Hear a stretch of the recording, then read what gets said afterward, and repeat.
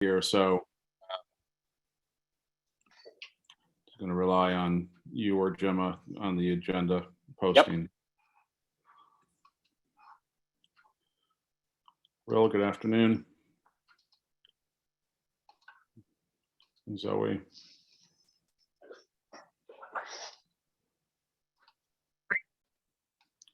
Why don't we get started? So I'd like to call the February 2nd Harbor Planning Committee meeting to order pursuant to Section 20 of Chapter 20 of the Acts of 2021. This meeting will be conducted by remote participation. Additionally, all votes taken by the Harbor Plan Committee during this and future remote meetings will be done by roll call vote. If there are any public comment period, if you are calling from on a phone, you can press star 9 to request to speak. If you are watching on a computer or a device, there is a raised hand button that you can tap to protect, or press to request to speak. This meeting will be recorded and made available on the city's website in accordance with the state open meeting law. So we have first item under business, December 1st meeting recap. So I don't know if Greg or Matt wants to take the lead on that. Yeah, and I just wanted to also recognize the committee members. I left that off the agenda inadvertently. Okay. Thank you. So let me change my view here.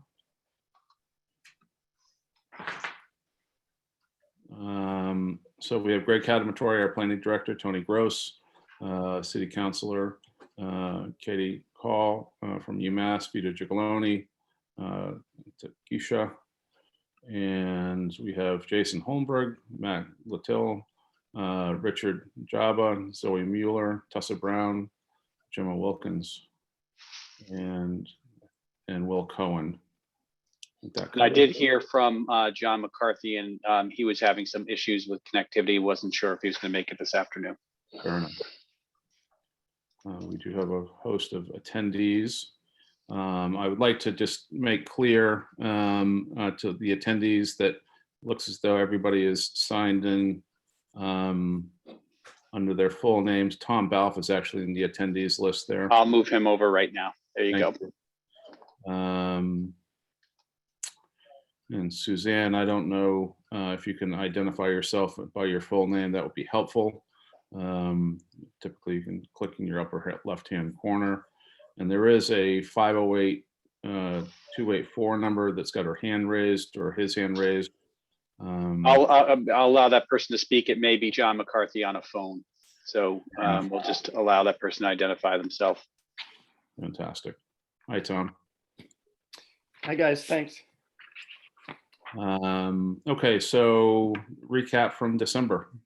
I'm just first figuring out who the 508 number is. Okay. Al Catoni. Okay, Al, great. Yep. Okay. Hey, Al. Okay. So I'm going to turn it over to the UTL folks. Again, I think we had a really good meeting back in December, but it's also been a little while. So you did receive some draft minutes that hopefully will, where you were able to jog your memory of where we kind of left off. But it was in large part the committee's response to the draft economic strategy. And so we thought that that was a good point to take off from. And then the other agenda items that have been identified, kind of like walk us through goal setting, regulatory plan opportunities, and then a little bit more information about the sub areas that were identified earlier in the process, and then talk about next steps. So it is a fairly meaty agenda. If we don't get through all of it, we'll certainly schedule another meeting. But hopefully that, a lot of this material is familiar to you and has been kind of summarized from the last meeting. And then we'll go into those next step areas. I'll turn it over to either Teskina or Matt. I'll just kick it off very briefly before Teskina goes into the detail. I think we wanted to recap in some detail some of our takeaways from the last meeting we had about economic development. And then we want to pivot towards we've been spending a lot of time on the economic development piece. We want to start to pivot this planning process towards the regulatory plan, the municipal harbor plan itself and the DPA plan, and as well as some of the sub-area studies and considerations, particularly with respect to both the regulatory piece and some of the infrastructural work that we've been doing. Terrific.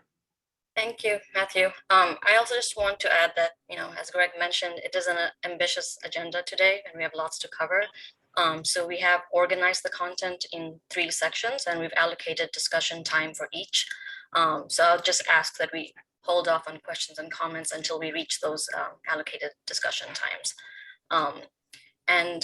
As also Greg and Matthew just said, we last met 2 months ago. So, this is a good opportunity for us to not only summarize sort of the feedback and the outcomes and priority goals that were discussed, but also really start to think about how these goals and needs can actually be addressed through the MHP planning process. So in our last meeting, we presented some key observations for the harbor, followed by some important questions and initial ideas and approaches. We first asked, in what ways can the Gloucester fishing industry capture more from the value chain, including whole fish approaches? And I think there was general support from all of you about exploring these approaches, but keeping in mind that the central goal should be to sustain and position the local fishing industry and expand seafood processing. There was also feedback on thinking through identifying niche markets, as well as really understanding the harvesting capacity levels and getting an idea of why something like the 100% fish model hasn't really taken off in Gloucester. We also discussed that Gloucester has limited capacity in executing maybe business development or larger promotional marketing or recruitment in the scale that's necessary. We asked what kind of organizational capacity would make sense, right, to lead the development of the working harbor front. Again, the feedback, is that there's general support and understanding of why a central entity makes sense. But again, the priority should be to use the MHP process to really increase and expand the fishing industry. And also there was larger concerns for what this organizational capacity could look like, the financial resources required for that, the bureaucracy involved, and what really a public-private mechanism could be. We touched on blue tech opportunities, how Gloucester can accommodate and support innovation in this sector. And I think the majority of committee agreed that there's support for the blue tech opportunities, but we should really consider off-harbor locations. Really think through what industries make sense for Gloucester and what synergies they create with the fishing industry and living resources. And then lastly, we touched on strengthening the tourism industry through the harbor, which again, there was unanimous support for, but really, an ask to think about how we bring people to the waterfront and how we package that experience with the fishing industry. So given this feedback from all of you, as well as very similar and related items that we've heard from our stakeholder outreach, we have begun to organize and prioritize what we think are the key needs and wants from all of you for the harbor, which you see on the left here. So of course, the first is, how do we think about increasing and expanding the fishing industry and seafood processing?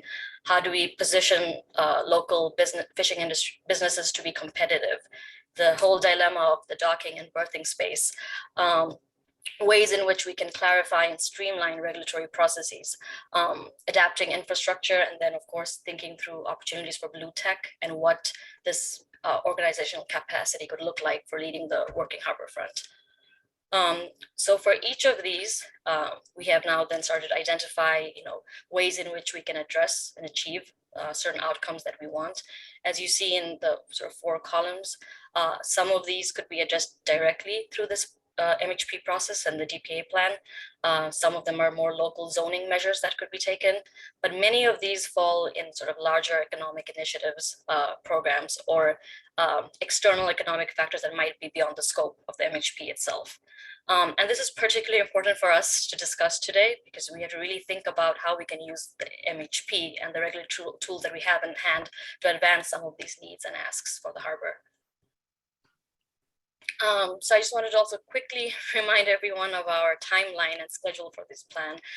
As you can see, we've spent a considerable amount of time thinking through the economic strategy and framework, which is very much an important aspect of this process. However, we think it's important that we truly now pivot our efforts to thinking through and assessing regulatory tools that will have the most direct effect in this planning process. So while we're still a little behind, we're still going to be moving forward with certain things. So the public meeting 2 will be pushed to March. And then of course the draft plan outline needs a little more, working processes and workshops through us before we head on to it. And then I just want to bring ourselves back to the municipal harbor planning process. At the end of the day, DEP wants to know, what are your goals and objectives for the harbor? How can we plan to implement these ideas and provide policy to guide future development? So on the left are the goals that we began this process with. The central objectives that we had for the MHP extent, and hearing everything that we've heard from you and all the feedback we've gotten from the stakeholder outreach, we know now that the way we're approaching this should really be, how do we use the MHP process to the extent that we can reaffirm and prioritize independent commercial fishing.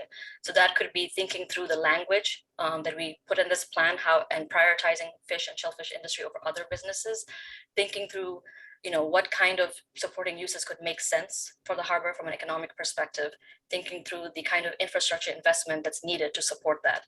And then of course, continuing to explore the broader economic initiatives, thinking about the harbor 10 years from now, and the kind of funding we might need for these kind of economic initiatives. I also wanted to remind everyone that, these are the same key questions that we began this process with. So while DEP CCM is the audience, these are still the same strategic questions we need to answer in order for this document to support meaningful economic development for the harbor. And part of that process requires us to get specific both about the physical capacity of the harbor, as well as the regulatory opportunities that we have in hand to advance some of our goals. And then bringing it back to our original planning framework, we've shared this with you all before, but it's important that we all keep in mind the steps that we have. And now we're going to really, begin to take a deeper dive into understanding the potentials and the constraints of the physical harbor itself, as well as thinking through this, this first part of what the regulatory planning can actually achieve. So before I hand it over to Matthew for the second section of our presentation, we just wanted to take some time to get a temperature check from all of you. If you have any questions or comments, if this general summary and outcome of our last meeting and the way we began to prioritize the needs and asks of the harbor makes sense to you, and if the buckets we've made of how we start to address some of these wants also make sense. Thank you. Do you want to take a minute now, Takesha, or?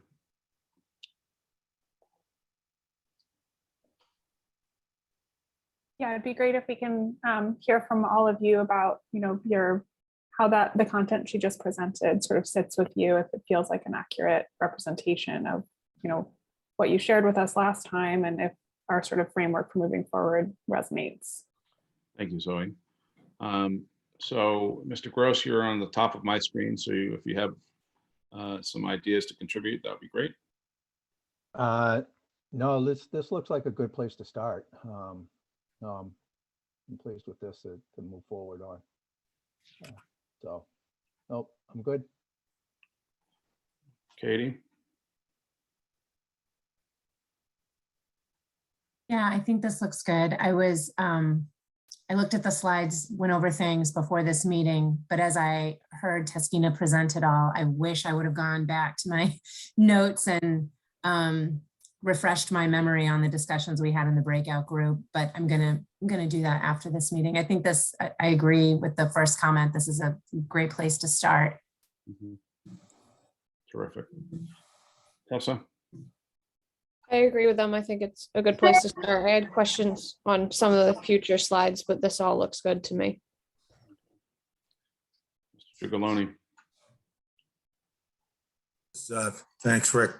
Just on the slide that is up on the screen now, the your asks. I see the one about maintain cultural and ownership, which is small parcels, and diverse ownership, which is what we have now throughout the harbor, except for the large parcel sections in it.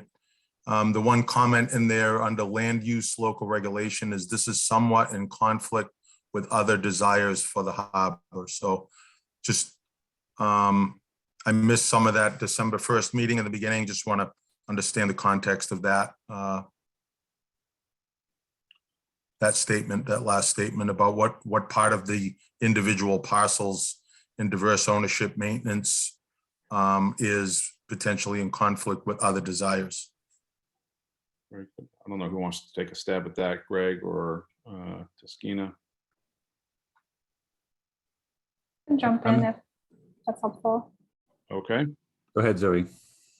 So I think that there is not so much that it's an ultimatum, that it's, can't be possible, but more so that it's given the level of investment required for infrastructure and some of the requests that we heard about sort of the desire to have more control over the sort of docking and berthing space to be able to prioritize that for sort of active commercial fishing, that some of that's hard to do with, private ownership and small parcels, that it's hard to attract the kind of funds and sort of exercise the level of control over the market that, might be able to facilitate or protect some of those sort of more traditional fishing and shell fishing operations over the long term. So it's not that it can't be done, but just that it's sort of will require a little bit of ingenuity to sort of be able to carry that out while maintaining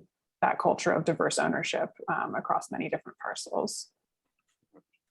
I appreciate that explanation, Zoe. I would say maybe a more appropriate word would be it maybe presents challenges, but I wouldn't say it's an inherent conflict.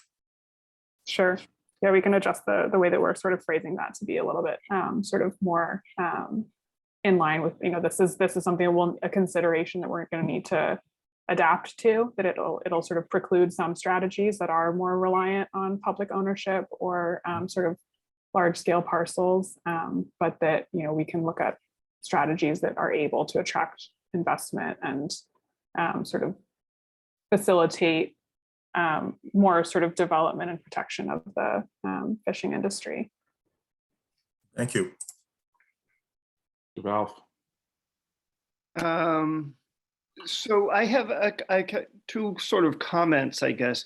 So one, the strength in tourism, and as a former member of Discover Gloucester, I've been sort of very involved with it. But I do think from the municipal harbor plan and from the intent of this group, I think if we do our job in growing the fishing economy and growing the harbor maritime economy, the tourism goals and provide access, and visibility to the activities on the harbor, tourism goals will be met. I don't think it needs to necessarily be front and center. The other item I'd just like to identify is the sort of supporting innovation in blue tech outside harbor. I know at our last meeting, there was some differences of opinion on sort of the economic development associated with maritime technology, blue tech on the harbor, but it's certainly my personal opinion, and as an EDIC rep here, that blue tech development that brings jobs and young people and economic revenue to the harbor is really valuable. If it's not, it can be supporting use. It can be, in the municipal harbor plan, but maybe not at the DPA. But I don't want us to think about that, the blue tech is off the harbor. I think that's a false divide that personally I don't want to necessarily create. And I think that certainly examples of Ocean Alliance or GMGI add vigor to the maritime economy and the interaction between those folks and those people and and what they do with the traditional fishing community. So I'm a little uncomfortable with this notion of a false divide that blue tech doesn't need to be or shouldn't be on the harbor. I appreciate that comment, Tom. Thank you. So I guess I have two comments, and Mr. Cigalone and Tom Balf touch on both of them. I think I would like to, I'd like to better understand from a fishing perspective what the impediments are today, given the environment of, how does somebody that wants to be in the business, and this is directed to you, Vito, what are the impediments, right? I mean, dock space, permits, boat investment, landing, shoreside, processing, for all the things that when you put a business plan together, if somebody wants to spend $1 million and get into the fishing business today, what's the impediment in Gloucester, right?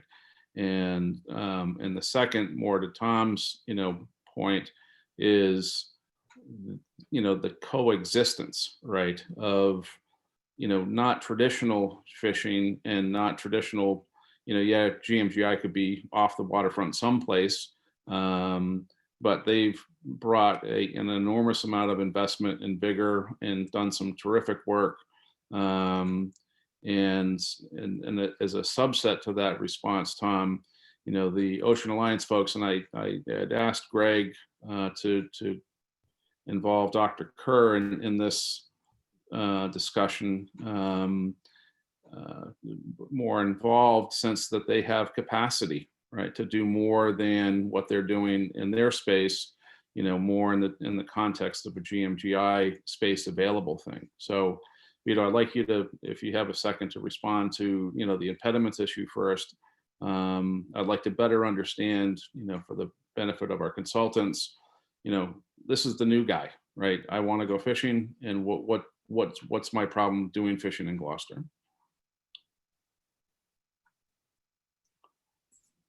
Just need Not allowing me to unmute there. Here we go. Sorry, Rick. Yeah, no, that's a great question, and it's pretty straightforward. The answer is we have all of the ingredients in place in our port.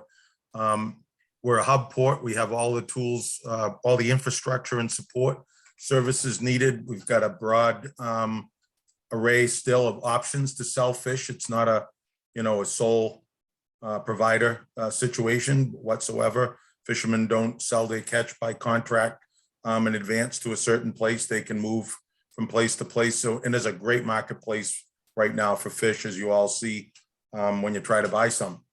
So in Gloucester, where we're unique is we have an organization that I was a part of founding, the Gloucester Fishing Community Preservation Fund. And we've collected, because limited access privilege fishing permits in the Northeast multi-species groundfish traditional fisheries became very expensive. That was a barrier that we saw coming.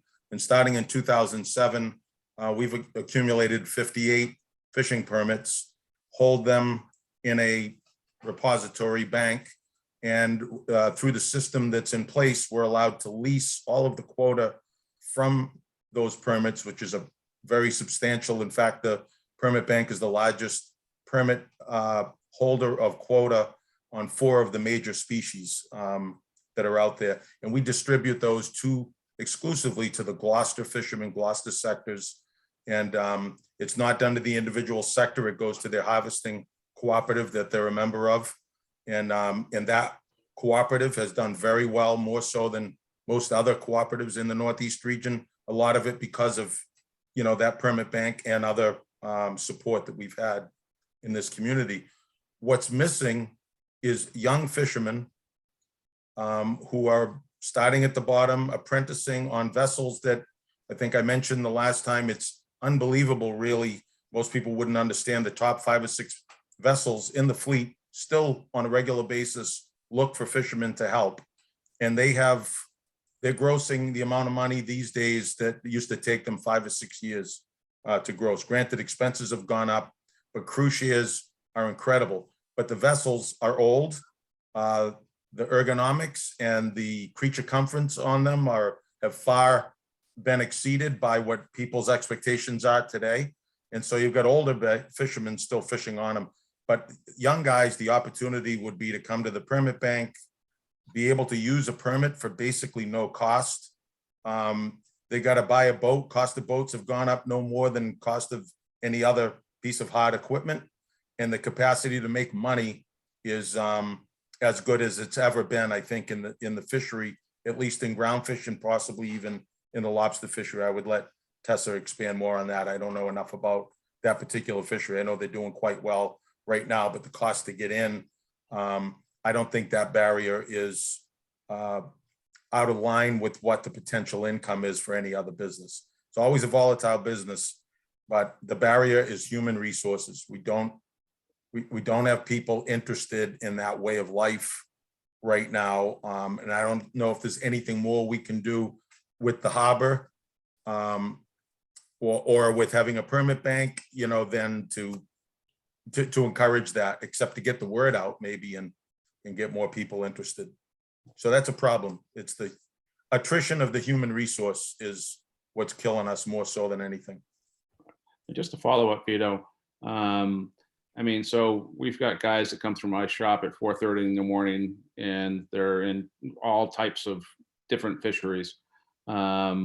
But my sense is, in talking to them for 30 seconds through the window, that, their revenues are up, but I don't know that the correlation to landings is higher, like specifically in the haddock business, right? And so I don't know, based on your experience in your business, are people landing more fish, or are they just getting better price?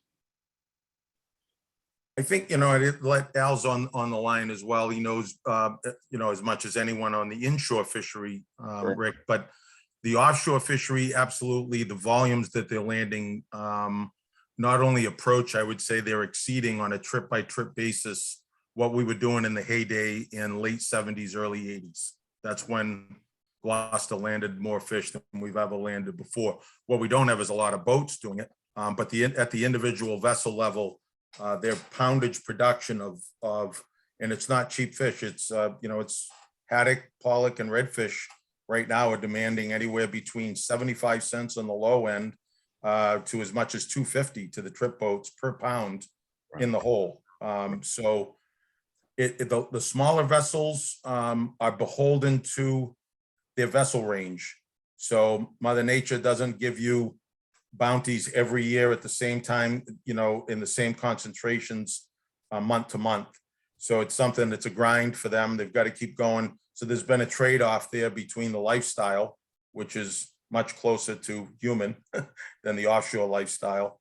So there's a little issue there. I'm not sure that the day boats can say that they're making more money than they've ever made every year. They've had some years in the last 5 that I think they could say that.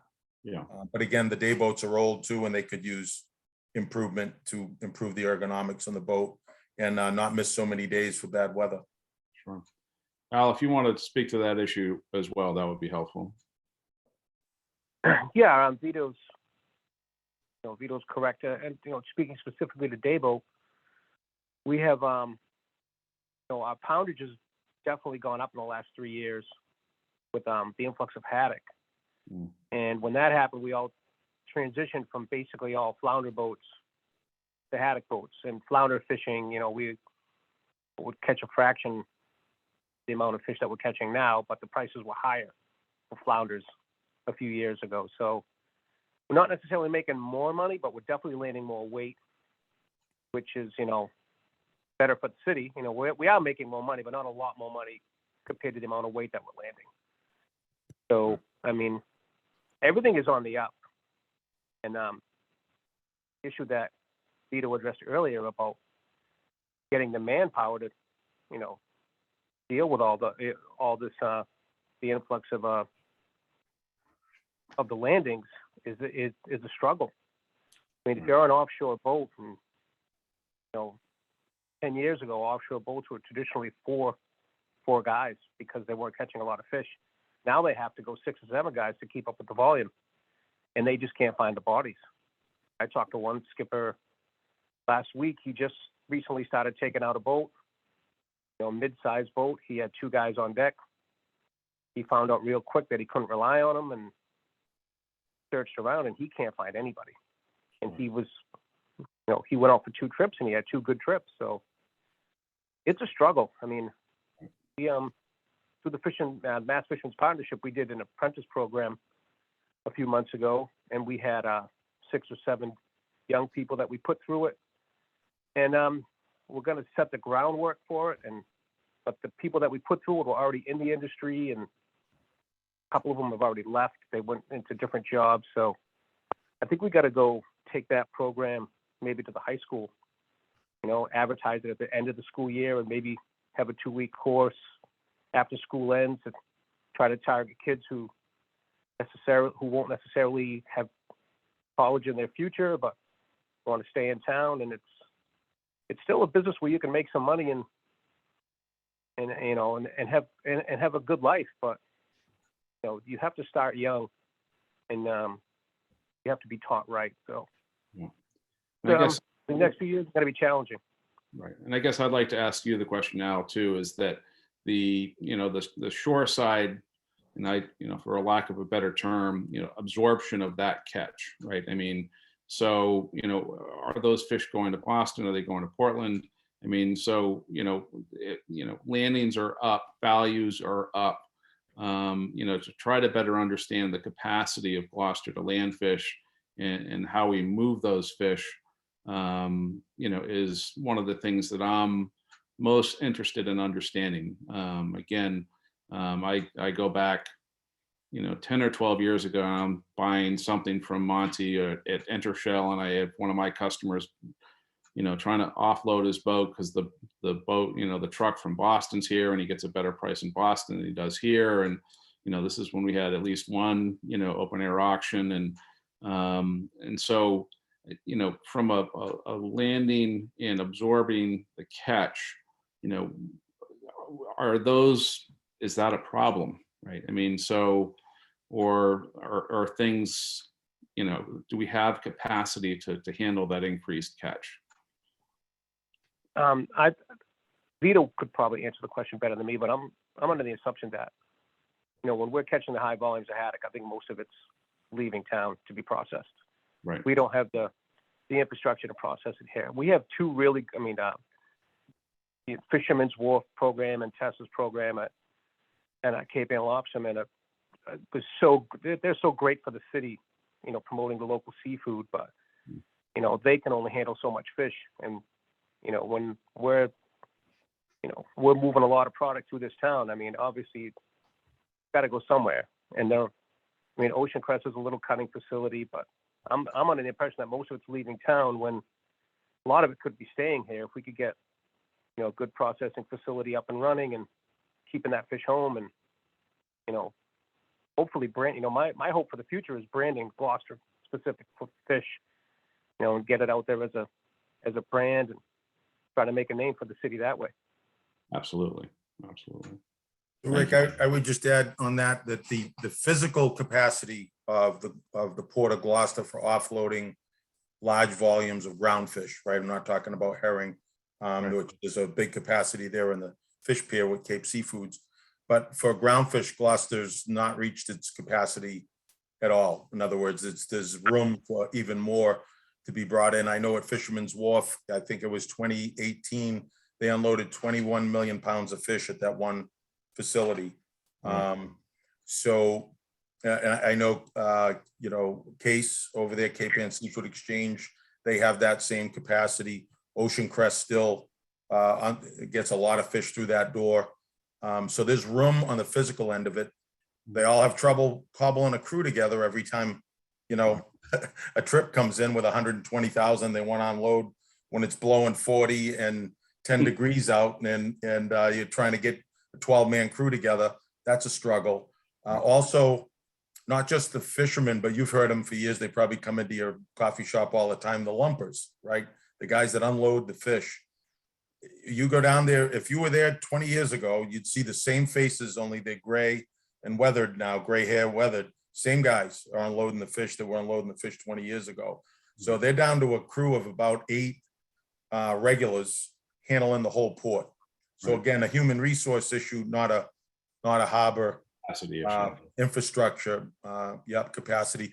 And Gloucester's barrier to processing for many years, since the dehyde was shut down for good reason on the fish pier, that was a pretty archaic operation down there. That was not, but once we lost the dehydration plant and our sewer, we all know, our sewer costs and water costs in Gloucester are exponentially greater than basically everybody, I think, from what I've heard, but certainly competing with New Bedford and Boston, there's no competition. So we export jobs no matter what. We even if we tried to build the capacity here, it'd be tough to compete with the current infrastructure. So there is one place where shoreside infrastructure is a inhibitor to getting the most at 100% fish concept.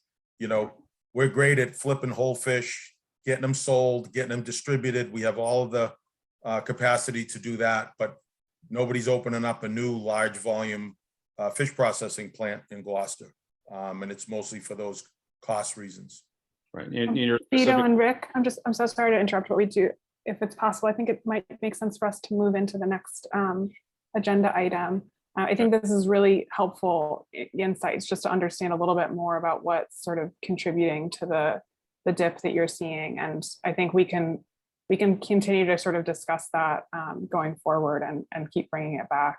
So I Is that just all want right?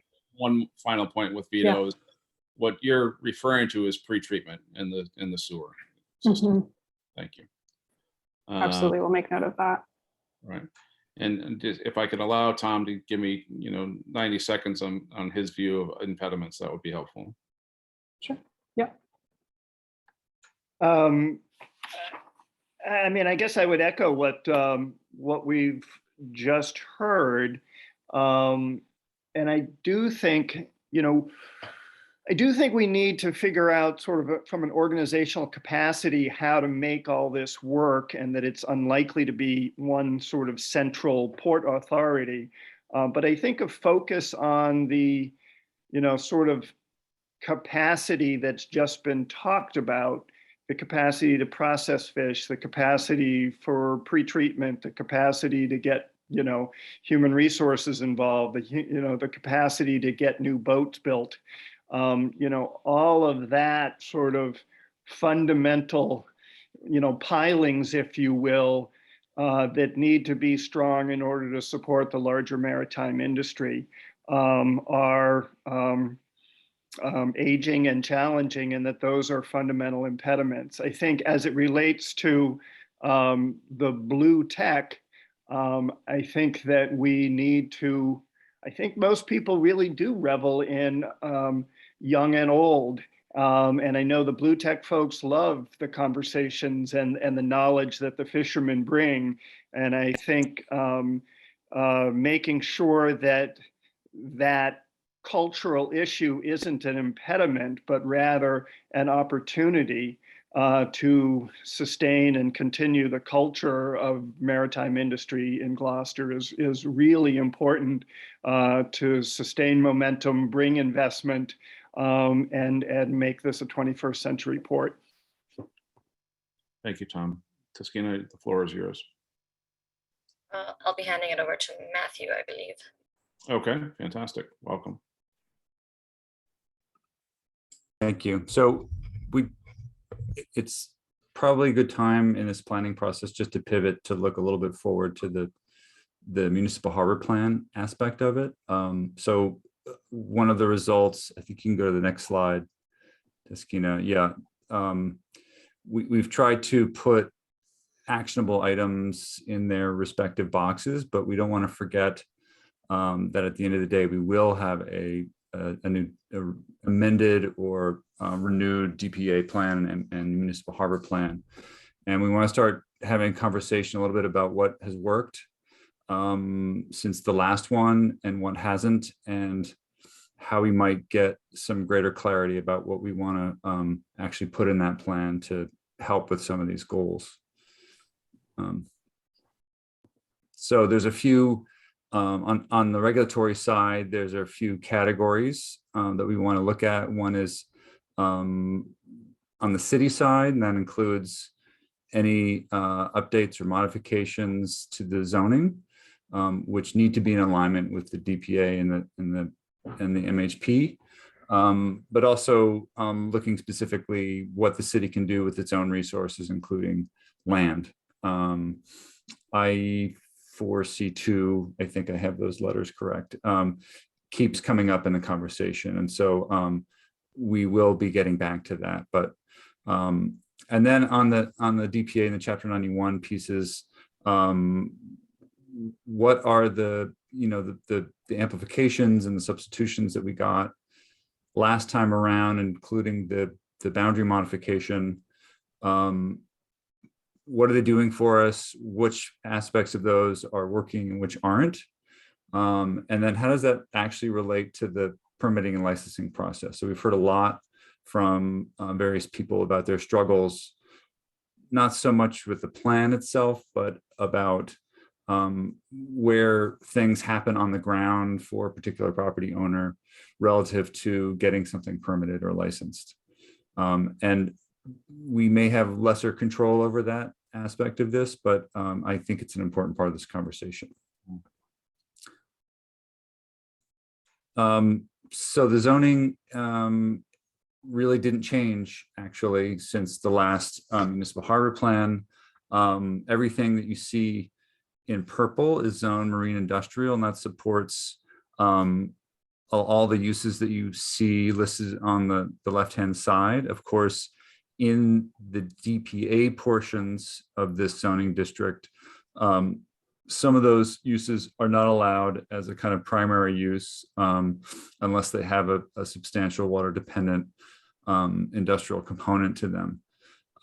But the same zoning does apply to particularly the East Gloucester portions and those pieces that were actually taken out of the DPA. And we'll be looking at those in a little bit more detail, and want to get your feedback on that. There are, in addition to use, there are dimensional regulations that we want to revisit. You know, in my conversations with Greg, relative to the various development proposals or conversations he's had with various people, we don't think that those dimensional regulations are a huge impediment right now, but it's certainly something that's on the table, and we want to have a look. Particularly, does the height limitation really, is it limiting something that could otherwise be a real supporting kind of development for the harbor? Next slide. And again, an overall reminder that some of the outcomes of this plan will be purely in this sort of economic development initiatives of the types of things that we were just talking about, but we also have a regulatory plan to craft. And sometimes it's a blunt instrument when we maybe need a sharp one, but it's still important in how we frame these goals, because those things do trickle down and do affect how projects are licensed at the end of the day. Next slide. So many of you are already familiar with this. There are many ways to license something in a DPA. There are the base water dependent industrial uses. There are supporting uses which fall under a much more narrow window, and we will talk a little bit more in depth about that. There are accessory uses, things that are not directly water dependent, but are supporting a major water dependent use. And then there are temporary uses, parcels that are unable to find a water dependent industrial use as a tenant and get a license for 10 years for some alternate use that doesn't prohibit future use for marine related purposes. I want to zoom in a little bit on the supporting use question. Just to recap everyone, one thing that was accomplished in the last plan was to redistribute this supporting use allowance. So typically it's up to 25% of an individual parcel. We were allowed to sort of reapportion it so that there were some areas depicted here in orange where 100% water dependent use would be allowed. In other words, no supporting uses. And then the remaining areas would have more flexibility. So those are depicted in pink.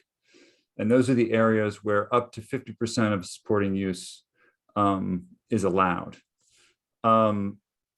This was intended, again, to bring some flexibility, to acknowledge that locations like the Fish Pier really were already in a kind of super compliance, but to give the rest of the harbor a little bit of flexibility so that I think ultimately supporting uses could, in a sense, actually do what they were supposed to do, which is support the fishing industry and other marine related uses that were part of the goal.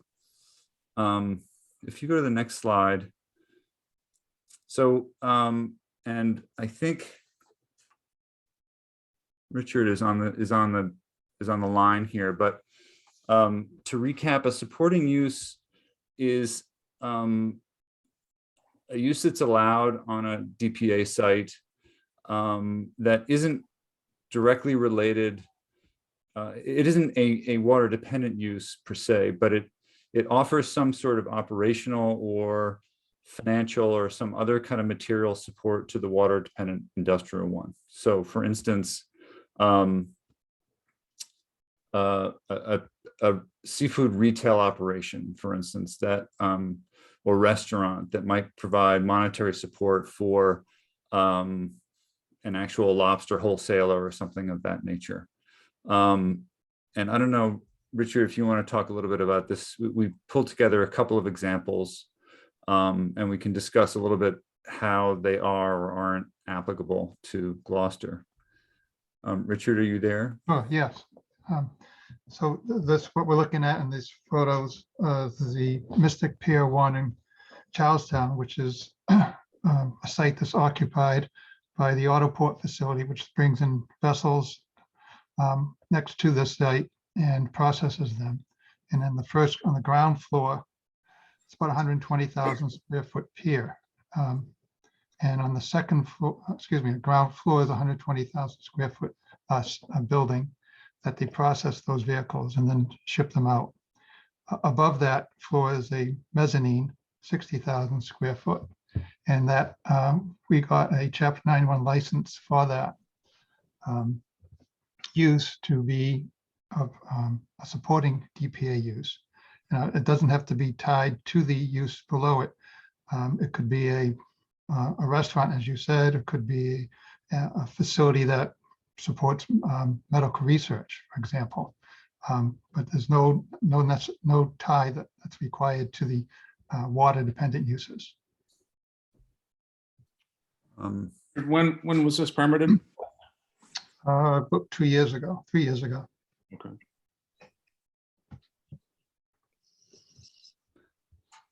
Can I ask a question, Rick? Yeah, go ahead, Tony. Why is it allowed to do that? So directed towards Richard, not Rick. Yeah, so that they were allowed as a supporting DPA use. That's what the regulations allow. It doesn't have to be tied to the underlying use. But how did they rationalize? How is that rationalized? I can briefly offer that I think the premise is really that it's providing economic support by virtue of, filling out the space of that building, making it more economically feasible to have that combination. So it's space that isn't negatively impacting the operations of the primary water dependent use, but it is providing economic support by virtue of, in theory, filling out the building and providing more cash flow. So rental space would be an approved use then? As a supporting Yeah. use that, yes, it would be, it's allows as a supporting use. Again, I think the critical piece in this case is that it's providing financial support to the underlying operation. So undesignated rental space would be considered supporting use because it does financially assist the DPA operation. Is that Yeah, so long as it's not hotel or residential. Okay, thanks. And one thing that went along with that was the requirement that the parking associated with it was set back and away from the waterfront area. So it didn't disrupt any parking that was needed to support the water dependent uses. Rick, I just wanted to recognize that Catherine's in the audience. I don't know if, and she had her hand raised. I'm sorry, I didn't. It's okay. Thank you. And so, Catherine, why don't we take a response from you? Unmute. Now I'm unmuted. Am I unmuted? You're good. Okay. So Richard, I just wanted to clarify with you. So the, the requirement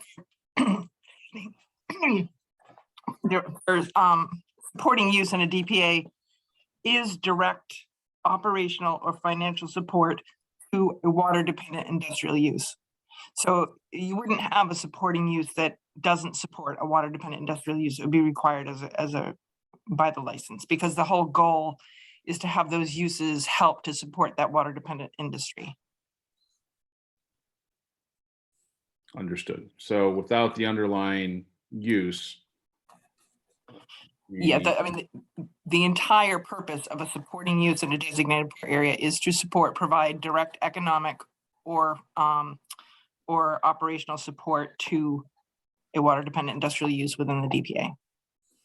So put in a little different language, if the building wasn't built and offered the allowable use to occur, and then have the accessory use available, as Tony put it, as a tenant or as a for rent. I mean, the space has been created within a model that supports the allowable use investment, but then there has to be cash flow coming from someplace. Cash flow or operation that supports. Yep. Yeah. Okay. Fair enough. Just my comment to that is that in this case, it was the supporting use would help with the rest of the facility. It's a 50-acre facility that Diversified Automotive has leases from Massport, and then the funds from that would help support all the other waterfront industrial uses that go on in that facility. Thank you, Richard. The other thing to keep in mind is this is also limited to 25%.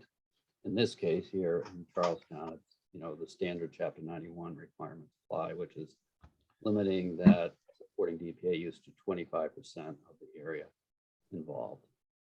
Right. You also have, through your harbor plan, some exceptions to that, as was pointed out by Matt, that allows up to 50% in some cases. Correct. So I don't want to get too far off track. Matthew, if you or Taskina want to move on to the next slide, I think that's all relevant contribution. And again, more to digest, frankly, but yeah, we'll keep moving. I might just quickly go through this one. There's a sort of case study I want to get to.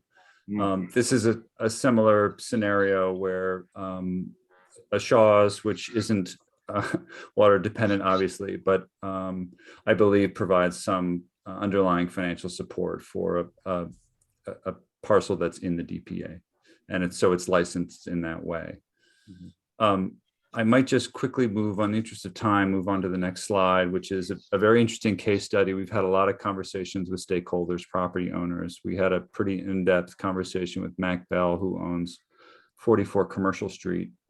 And we heard a little bit about his stories in trying to figure out how to take advantage of this 50% supporting use allowance to develop his parcel.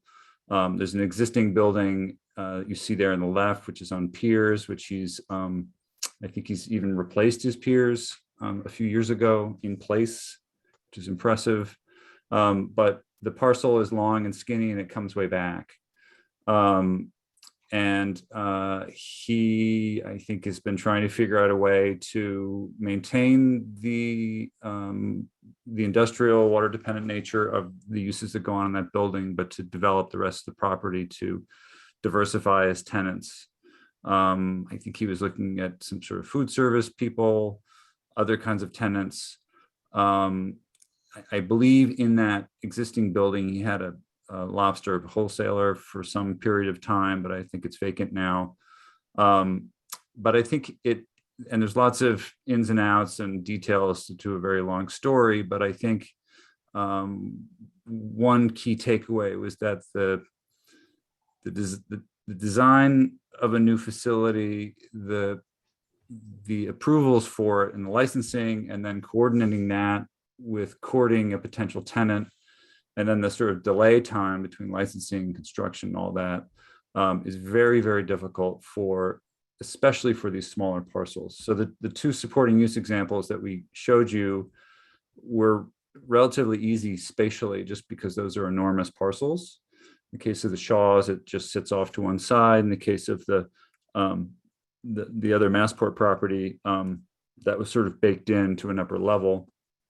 But on these smaller parcels, particularly in Harbor Cove, where this allowance was intended to provide some flexibility, I think we need to understand these licensing challenge and logistics a lot better if we're going to make use of them. I've forgotten what the next slide is. I'm sorry. Oh, Catherine's got her hand up. Go ahead, Catherine. I just wanted to weigh in on that. That particular case study is an important one because that building is built on pilings. So it's out over the water. So it's even when the last harbor plan was done, supporting uses are not allowed. We're not allowed on piled supported properties at all. So that none of the piers could have any supporting use. That has changed. So the regulations have changed somewhat. So there can be some supporting use on piers if it's done through the harbor plan. So if that building is going to have supporting uses in it, that would need to be done through the harbor planning process. So make that clear. That's excellent to know. Thank you. I have a brief technical question for you, Catherine, just following up on that. The 100% water dependent industrial requirement for pile supported piers, is that for the land area or is it for the building area? So in other words, if the ground floor is 100% water dependent industrial and an upper floor is used for supporting use, is that still in violation of the 100% water dependent industrial? Short answer, Zoe, is yes, because the way that there's sort of it's not really a difficult calculation, but basically the way the DEP typically does, stories or different stories in the same building in the same footprint is that, so for example, in the example you give, if the bottom half is water dependent industrial and the top half is not, it would be considered half, so 50% water dependent industrial. So, and it gets, and it goes on from there when there's a lot more floors, but that's basically how it's calculated. So the 0% over on pilings is really 0%, except as allowed through a harbor plan. Great, thanks, Catherine. Yep.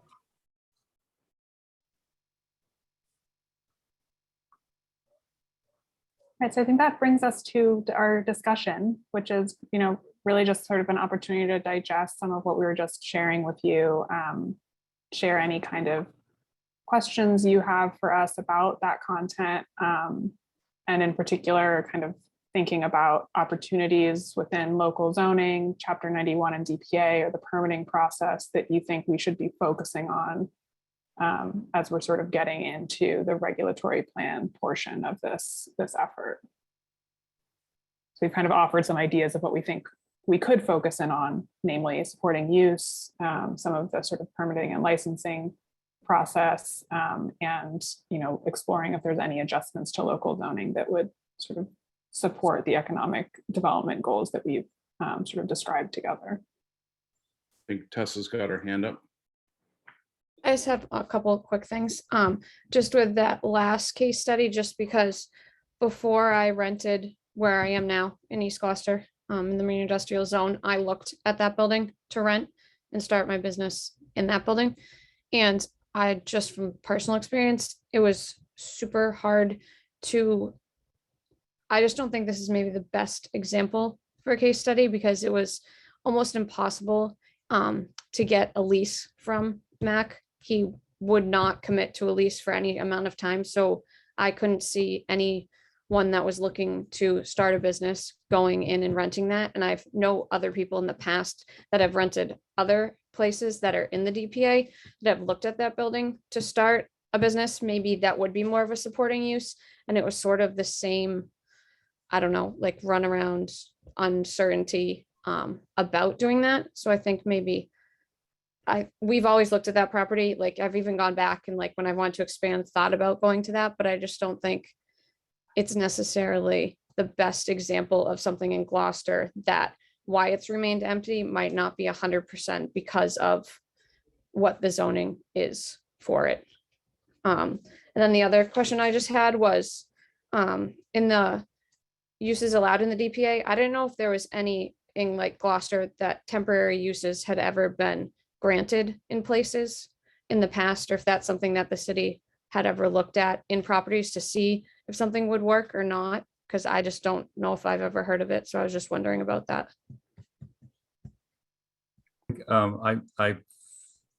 I-4C2 is technically under a temporary license right now, if I'm not mistaken. That's correct. Yep. So I guess there's a difference too between local permitting process versus licensing. So that's in terms of the temporary use that comes from the state in terms of licensing. Otherwise, it's typically, as you outlined, a few of them, they're not things that would typically be, permanently licensed, warehousing or parking for trucking and that type of thing. It's while you're supposed to be marketing a property for a water dependent use. And again, maybe that's, this is something that comes up all the time. It doesn't matter whether it's on the waterfront or it's on Main Street. If something's vacant, there's obviously a much longer story there in terms of why it may be vacant. It may not be something that the city's doing. It may not be something that the property owner is doing or the tenant, but we never get the full, story of exactly what's happening.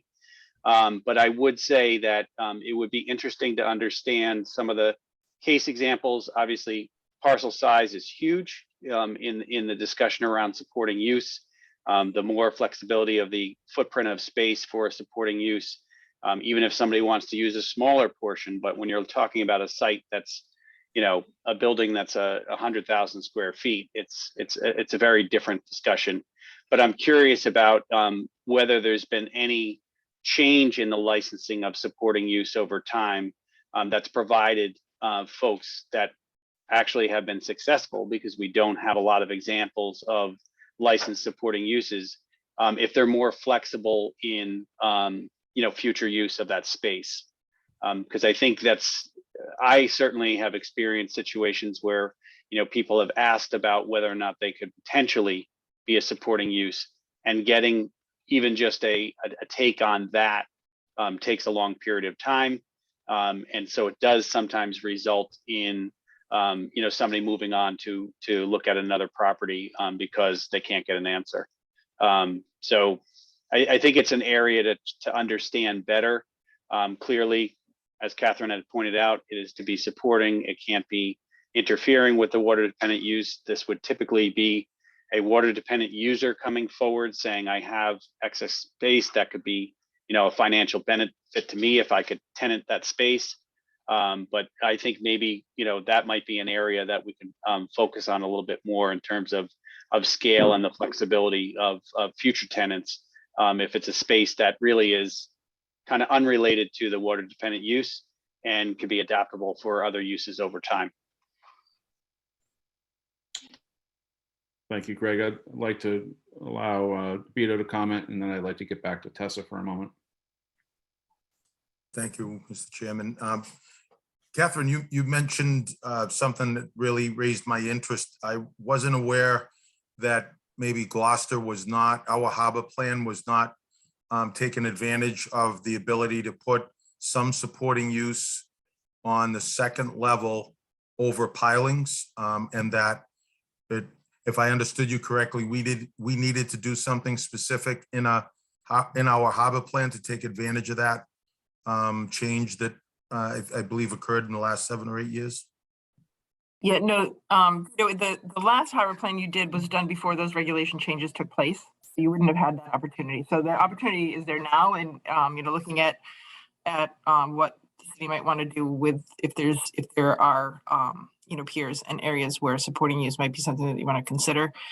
It does need to be done through a harbor plan. And there are limitations. You still have your setbacks for water dependent use zone and so forth. So there are things that need to be taken into consideration and some analysis that needs to be done about where that makes sense and so forth. But it is an opportunity that you can be looking at.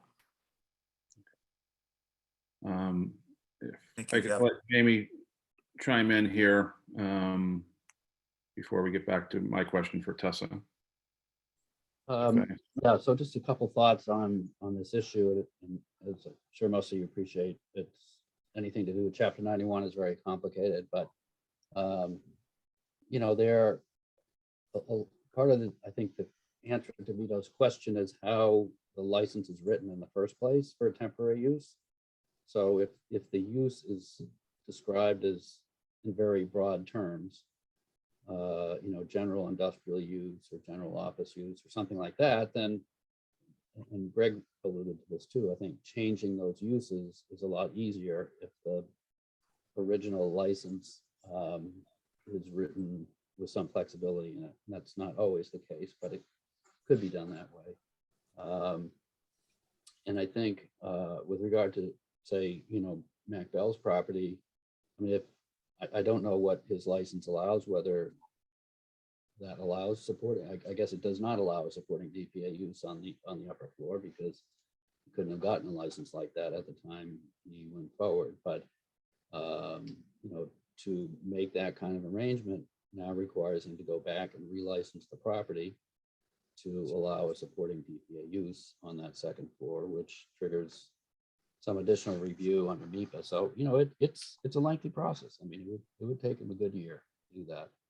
And to Greg's comment about people come and go looking for space, and if your property is not properly licensed to allow that flexibility in the first place, that tenant may, go somewhere else while they're waiting for you to, get it fixed. So it's a complicated process. Thank you, Jamie. And I don't know that Tessa necessarily needs a pat on the back, but I'm going to give her one anyways. So in my opinion, as a case study, the Cape Ann Lobsterman would be a much better case study of conditions on the ground today, finding space to grow their business, and doing a survey of capacity on the waterfront and to be able to find space. And the secondary sort of message here is, we're talking about value-added processing, we're talking about landing capacity, all the other things that needs to happen. Steve Conley is no longer, on the waterfront in Gloucester. So if you want to take an inventory of, processors that have left the community, I mean, I think you can count 2 or 3 or 4. And I believe that Cape Ann Lobsterman has been the only example in the last 5 years of bringing new business, figuring out what the lay of the land is, not only just in bait and landing lobsters, but growing that business. And so I think her business would be a much better case example than 44 commercial. So I mean, understanding what that is different from what 44 commercial is a personal opinion. And the other part of this case study exercise, again, just to further drill down on Ocean Alliance and their capacity to to manage, more blue tech kind of things is an important part of our discussion. And I've asked that they be more involved in this discussion. And Dr. Kerr admittedly said to me, we're more about doing than talking. And I appreciate that, but he's also let me know that he's got, upwards of 15,000 square feet of space that is available to do stuff, right? For the lack of a better term. So just a comment.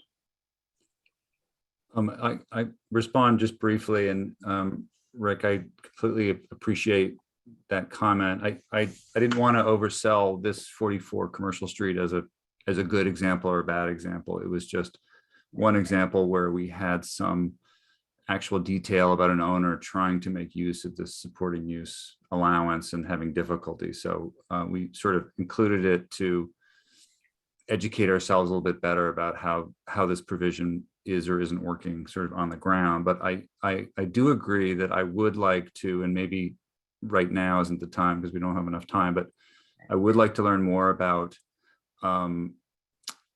Tessa's operation in terms of how it's grown, how as a tenant you were able to secure the leases relative to the timing of any licenses you may have needed, and how those logistics actually sort of worked.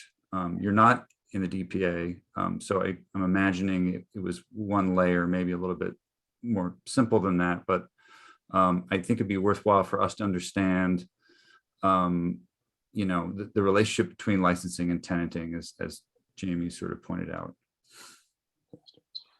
I am sensitive to your timeline and presentation, so we probably can, I don't know where we are, Teskina, but.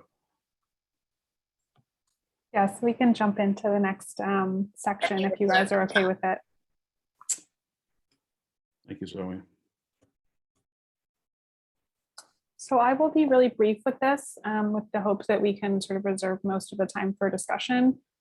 This is really just to bring back something that we had shared earlier on in the process, which is sort of an initial idea of ours about how to begin tackling some of these sort of regulatory questions and economic development questions in a more site-specific way.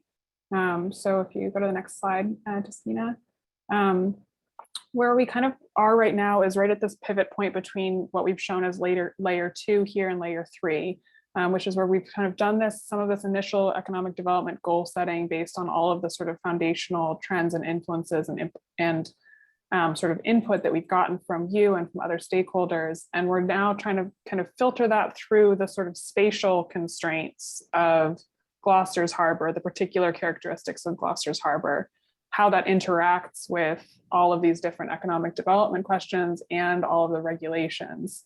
And in order to do that, we sort of broke it out into these 5 sub areas that have distinctive characteristics. So here we have sort of the first one being the downtown commercial, cultural, and tourism district. So that's sort of going along Main. And then Harbor Cove being sort of nestled right next to that, with many of those sort of skinny parcels. In red for number 3, you see the larger lot, sort of urban renewal area lot consolidations that are sort of form the sort of backbone of the larger industrial port operations. And then number 4 is the former DPA Marine Industrial. So that's where Cape Ann Lobsterman is located. And then 5 is the sort of adjacent residential, recreational, and commercial areas that surround the port, but that are not part of the industrial ecosystem of the port. So if I can stop you for just 1 second. Yeah. I wanted to reflect on Cape Ann Lobsterman's expansion into the urban renewal DPA large lot industry. Yes, so good point. Point of clarification. Absolutely. I think that reflects, that's a big part of what that portion of the harbor has to offer. It really is the place where it's possible to scale operations to a larger sort of footprint. It has better infrastructure in terms of truck access. And I'm sure there's a sort of variety of other things that I'm sure Tessa can speak to more eloquently than I can. But I think briefly, that's kind of part of the value of seeing the harbor in these different sub areas, is to recognize that they each have different strengths and weaknesses and can contribute differently to the overall economy of the harbor. And so we want to make sure that we're capturing any opportunities to either tailor our sort of into site-specific recommendations or tailoring our kind of regulatory and economic strategies to match what these sites are best able to do. Thank you. So one of the things you'll see here is that sort of broadly speaking, when we were coming up with these different sub areas, the things that we talked about were the sort of the current use of those parcels, the ownership mix, the infrastructure supporting them, and then sort of the different resiliency sort of needs or infrastructure needs for each of them. And so you can see here that there's within Harbor Cove in particular, there's a real diversity of uses. So in purple, you see the fish, shellfish, and sort of boat related. So it's sort of the more traditional industrial base of the harbor. In blue, there's the blue tech and office. Green is public parks and parking facilities. Yellow is tourism, education, and food related, and including sort of hybrid industrial operations that also leverage tourism, education, and food. And then finally, some properties that are more uncertain, underutilized, or sort of undergoing redevelopment of some kind. So you can see that Harbor Cove has a lot of activity, a lot of diversity of use there. Next slide. And it also is one of the areas where there's larger public ownership. So that's sort of those two things combined is sort of one of the reasons why we think Harbor Cove is a part of the harbor that requires additional consideration and effort from our team to make sure that we're matching regulations up with a very unique and unusual condition, which is these small lots, diverse use, diverse ownership, and still very much active in terms of contributing to the fishing and shellfishing industry in Gloucester. Next slide. The other thing to keep in mind, especially now that trucking and sort of supply chain is such a big part of the viability and the opportunities of each business, that very quickly bifurcates the harbor as a whole into areas that have better truck service and areas that have worse truck service in terms of its sort of official designations. Next slide. And then finally, the last layer is thinking about the current infrastructure in place. So the sort of at the water's edge for these different parcels. And so we kind of took a closer look at that in partnership with Tetra Tech and Fort Point to really understand some of the conditions that we're dealing with and how that might ultimately translate into different resiliency sort of investment strategies to ensure that these properties and the businesses on them can sort of react well when flood events occur or when nuisance flooding occurs. So you can see here the ones that we took a closer look at. These were chosen based on sort of the level of sort of uncertainty to some degree that they are experiencing currently, and also to provide a diversity of sort of different places along the harbor so that we can understand a variety of conditions. So you can see here, this is basically a summary of how the current infrastructure of the sort of the built water's edge for different properties lines up with the flood risk. So you can see at the bottom, Gloucester Harbor, there's a sort of a stretch of area where you can expect nuisance flooding. So that's from sort of tidal fluctuations. And then a swath where they are protected from tidal fluctuations, but they are still at risk for larger flood events. And so you can see that the properties we looked into are really clustered in that, just above tidal flooding, but still well within the 100-year flood sort of spectrum. And so that's, perhaps seems like, okay, well, there's some level of protection there, but if you go to the next slide, it's still a lot of damage. One flood alone can have a big impact on the sort of viability of a business long-term. It can have huge financial impacts. It disrupts operations, and it ultimately kind of changes the cost of development for new development. So it can inhibit new development as well. So this is, we really want to make sure that we're folding this into our work. This is for what it's worth, that was the Harbor Master showing the 2018 flood event. And so what we wanted to do is start to identify some potential sort of funding opportunities to support the kind of investment that's needed. And this is, we'll kind of be looking at this relative to the sites that we're exploring in Gloucester to understand how Gloucester might better be able to access these resources. So I don't expect you to be able to read all of this in here, but this is mostly just to say that we're doing our homework to make sure that we're finding resources that are sort of could be helpful for Gloucester. Slide. So what we're hoping to do is basically just have a brief discussion with you guys about each of these areas, starting with Harbor Cove. So we're going to, for now, table what's shown as Area 1. That's the downtown commercial area, and what's shown as like number 5, because that's predominantly residential or non-industrial use. So we just want to kind of talk through some of the opportunities and constraints for each of these areas so that we have a better grounding and kind of the key issues that we should be exploring in each of those areas. And we have sort of some ideas about what we think could make sense, but we want to kind of cross-check that with you.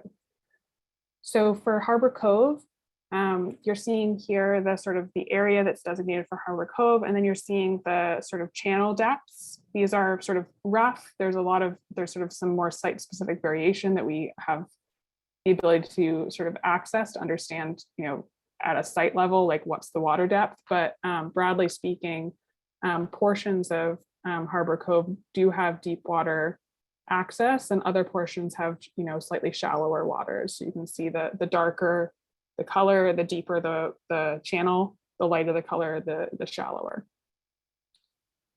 What we started to do was to sort of typologize the parcels. And I think the most striking thing that you all would sort of, intuitively say is these are deep and skinny parcels predominantly. So these are, traditional parcel, pier style parcels. And so that affects what can and can't happen on them. Some types of development are going to be harder to achieve in that sort of footprint. So some of the distinctive characteristics are about its sort of proximity, the mix of uses, the sort of parcel style, and there's also a lot of public ownership. So there's a potential to look at site-specific development opportunities here. There is a lot of both tension, but also positive synergy with downtown. And finally, there is kind of some bigger infrastructure and resiliency needs, especially given sort of the older sort of heritage of these parcels. They didn't see the same kind of investment perhaps that happened in the urban renewal sort of consolidated parcels that now have sort of bulkheads and such. So those are some of the things that stuck out to us. Some of the potential catalyst sites that for detailed study include St. Peter's, Fort Square parcels outside of the DPA, I4C2 and 112 commercial. So we'll kind of pause there and just sort of open it up for a few minutes of initial reactions. I think it's most important that we get some discussion on Harbor Cove of all of the sub areas. So if we're going to prioritize our time, I put it here. Any kind of initial reactions of what you think we should be exploring, what key questions we should be testing in this area to sort of prepare us to go into the regulatory plan with site-specific ideas in mind.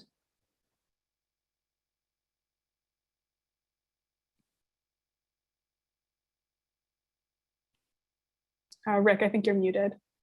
Tom has his hand raised. Yeah, so a question that came up at the last meeting in December, but it relates to our economic discussion and fish processing and the success of Fisherman's Wharf, is to make sure that we study transportation issues associated with this area and the need to try to find systems that can both work for commercial fishing activity, loading, unloading, trucks, processing, et cetera, as well as obviously it's a vibrant tourism area, but to make sure that transportation is fully evaluated in this area. Thank you. Thank you, Tom. Mr. Gross. Oh, I'm good. Okay. Vito, go ahead. On that, on those maps, I just want to point out on the uses, I see Fisherman's Wharf is yellow. I would say historically and currently, it's absolutely a purple. That's 37 Rogers. And then there's a blank space in there right at Rogers Street. That's a separate lot that we own. That's 39. That's where the, the food truck is parked. So that doesn't have a permanent vessel. A permanent building use on it, but so I would call that either purple or yellow. So that's the peninsula that's right in the middle there. Just wanted to point that. I noticed it at the last meeting before last. So I wanted to point that out. That should be purple. Can do. Yeah, that's a great point. I think that some of the we wanted to highlight some of the places where there was some hybrid, some innovation around how to mix those uses, right? So that's just so you know, that's why we put it in that category, is because we saw that kind of dynamism of that mixture happening. But that point well taken. Primary use is sort of in the purple category, so we can represent it that way. Absolutely. And then the white area is actually a separate lot, and that could color that in either yellow or purple. And I would want to echo Tom's, I see on the trailer truck access routes, that area off of Porter Street never shows a truck route there. And there's a lot of tractor trailer traffic that goes in, pulls up Porter and down. It was almost a design of urban renewal when they did that, is to have that opening at Fisherman's Wharf right where it's at, so that they can sort of utilize that, lack of a better term, hammerhead turnaround to pull the noses up in there. So we'd hate to have that erased at this point, not trying to downgrade the property, just trying to maintain the use that we've got.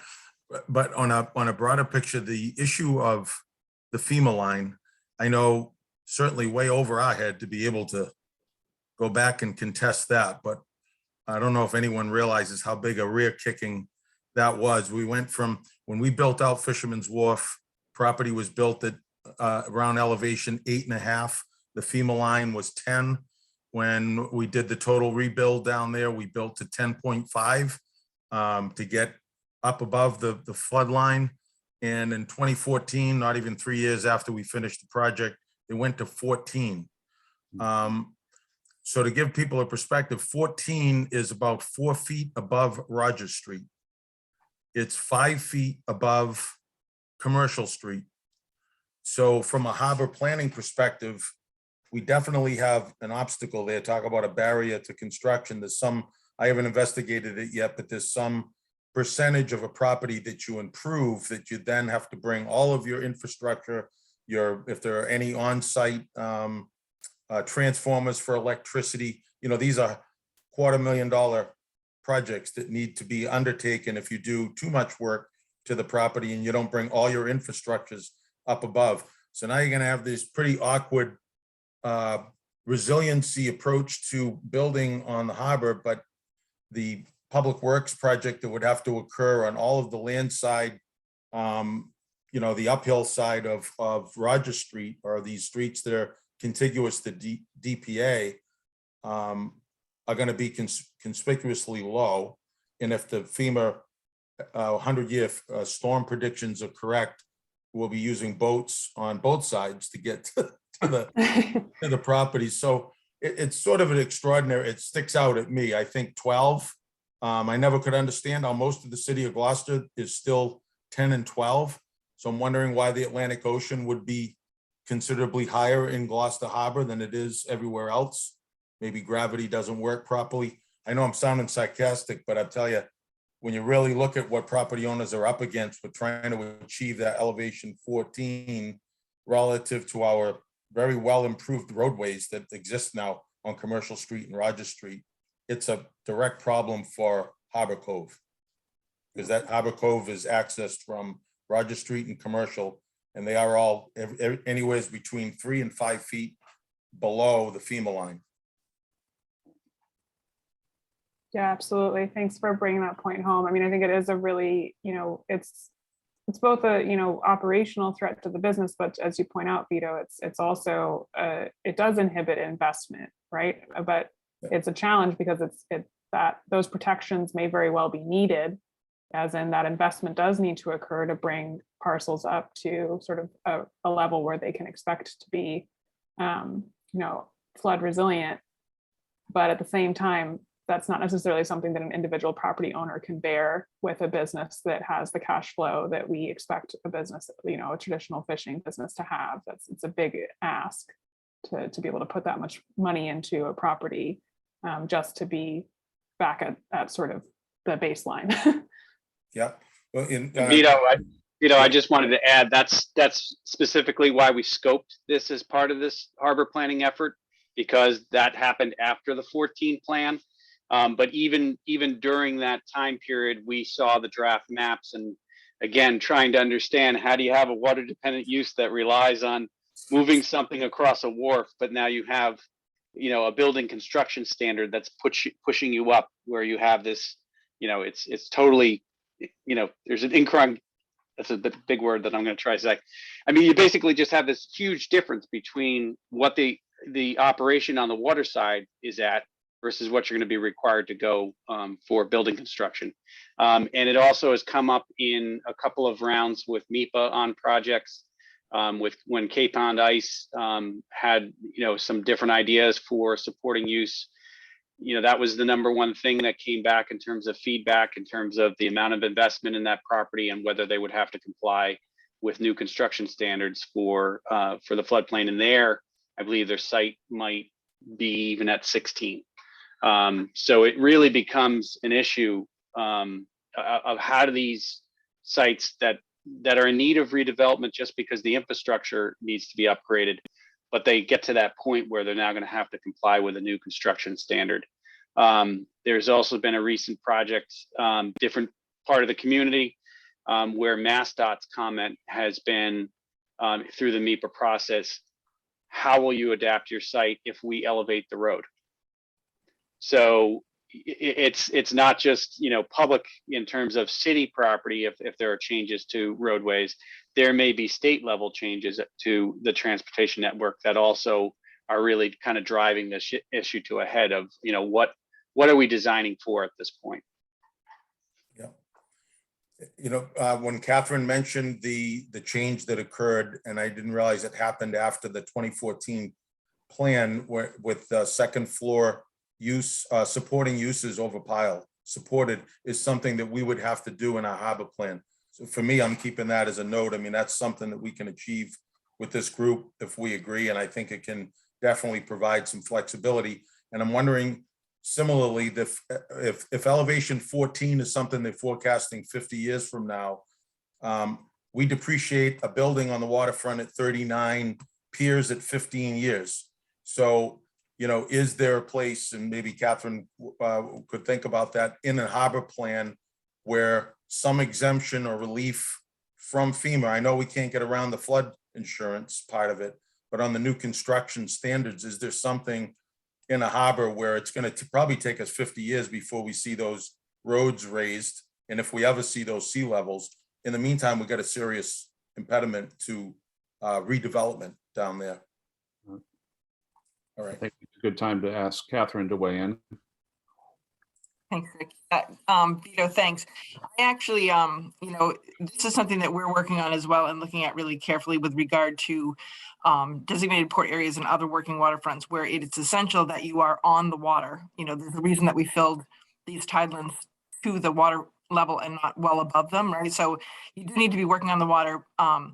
All of the data that we have show that, not only are we likely to get to 14, but much higher in a relatively short period of time, less than 50 years. So we're looking at some pretty significant changes potentially to sea level, but at the same time, we do still need to be able to work right now on the businesses that you're working on. So, working on figuring out ways that can happen, or ways to protect the businesses during these times is something that's really high on our list as well. The harbor plan, the things that can be changed to the harbor plan are very specific, and they're limited to what Chapter 91 says. So the DPA is a Chapter 91 sort of overlay, if you will. And so we don't have any ability through a harbor plan to change what FEMA requires. So I just want to make sure that we're clear on, what the limitations are of those changes. We definitely hear that issue, we see it, and we understand it. And I think it's something that we are going to need to look at and try to figure out over the next several decades and within the next year. So we're working on it hard. It's going to be a little quicker than that, several decades. Well, in several decades, it's going to be pretty clear that we really had to work on it several decades ago. So I want to make sure that we're doing it now. And I think that's why it's part of the plan. Appreciate that, Catherine. Thank you. Any comments in this thread from board members, committee members, I should say? Seeing none, I'd like to touch on two points. Zoe, if you can drill down a little bit more on the harbor depth, right? It always comes back to, the federal harbor line, the working waterfront depths. There's been at least one or two examples in recent history when we were contemplating this, the approval of an LNG facility off of Gloucester, and the applicant for one of the offshore importation LNG docks put a $40 million tugboat at the cruise port, which was a major investment for the company. It was intended to, support this thing, and frankly, it went aground, tied up at cruise port. All right. I know that there's standards for, working harbor depths within a federal harbor line or harbor, and also, a designated port. And I think the number is 20 feet. So the understanding of a regulation and being able to comply is one thing. And if you try to comply with the regulation, where does that money come from if we're bound by that regulation? So we've been a DPA since the late 70s. It was, you can talk about the politics or whatever. But again, if you can't comply without major outside funding, to a federal regulation, then, do you just simply ignore it and move forward? Or do you try to, garner the investment and the grant money to comply?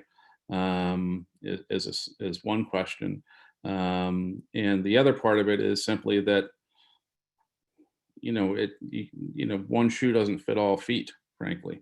Right. And so when you have to finally call, this is who we are, this is what we are. We can't change it unless you're going to spend a pile of money on us.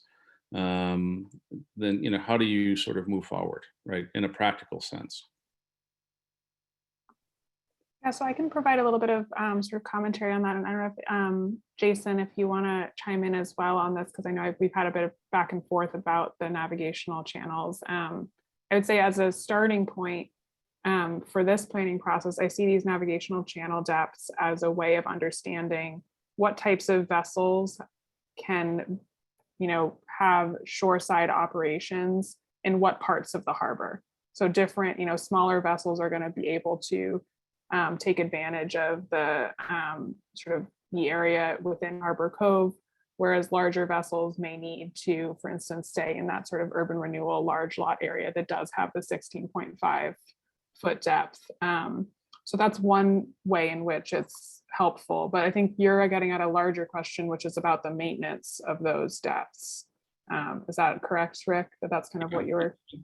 But it's been an age. I mean, Gus Foote was still talking about it, when he was a city councilor, 20 years ago, right? We're supposed to have a working depth of 20 feet.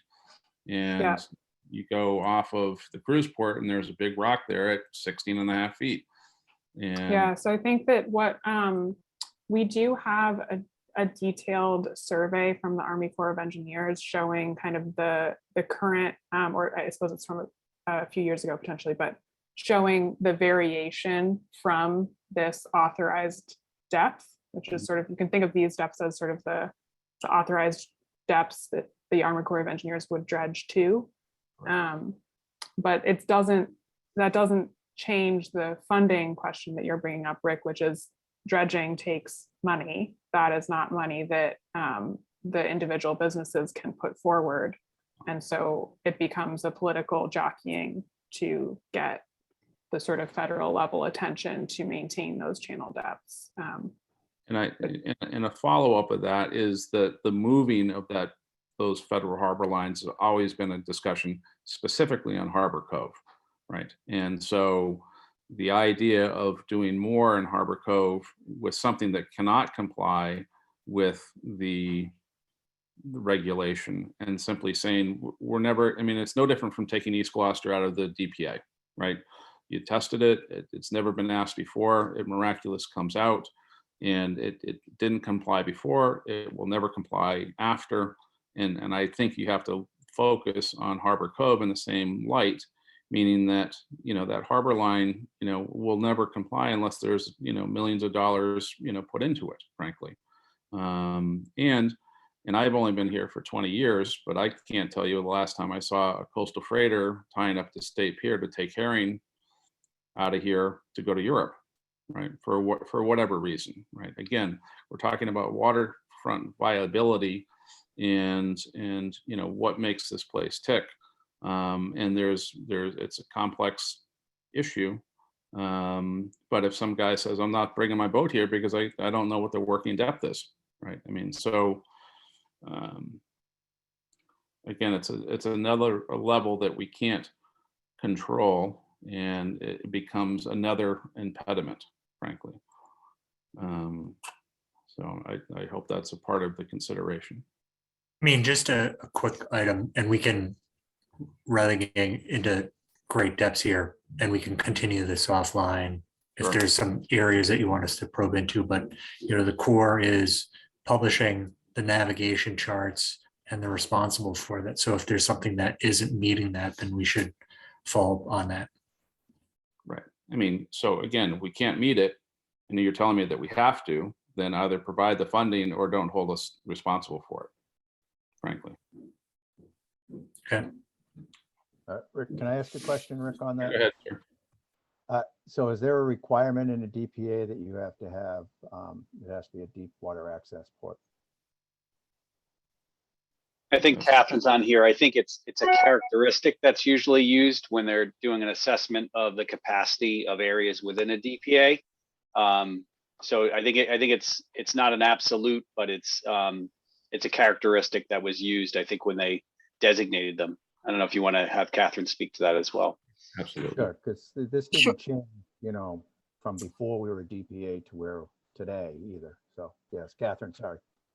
No, I was just going to say the requirement is for the main channel, the main federal navigation channel, to be have a design depth of 20 feet or more, which the Gloucester one actually does. It doesn't go to the depth of the subchannels or the coves or whatever. And the idea of it is to show whether or not the area can support you know, water dependent industrial use. But the only requirement in the DPA piece is the entrance channel, and that's the 20 foot. Thank you.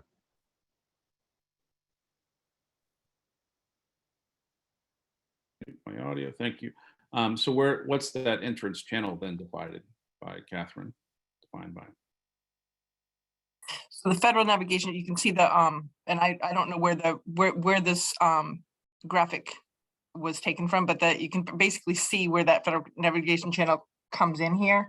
But that's the area that is authorized to 20 feet. Now the issue with having the Army Corps dredge harbors is that they dredge them based on prioritization. They have this much money and they prioritize them based on use and a variety of other things. So getting it to a priority is the question, to get it where you need it to be. I agree with you that the harbor needs dredging to continue to be an appropriate port.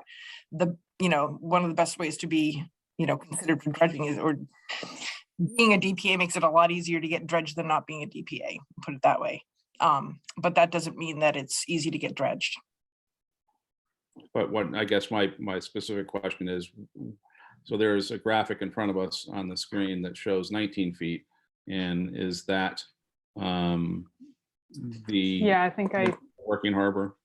Yes, so I think the area. So what I'm hearing from Catherine, and this is, if I'm recalling, as we created this graphic, it was the current average depth in each of these individual. So there's the whole of Gloucester Harbor is subdivided into these different designated navigational channels. So what you're seeing right now that says 19, that darkest blue area, that is the access channel. So that is the thing that is what Catherine said, authorized to a 20-foot dredging depth. And then there's these individual navigational channels that spread out from it that have a slightly lower or a shallower authorized dredging depth. But it's not the entrance at the breakwater.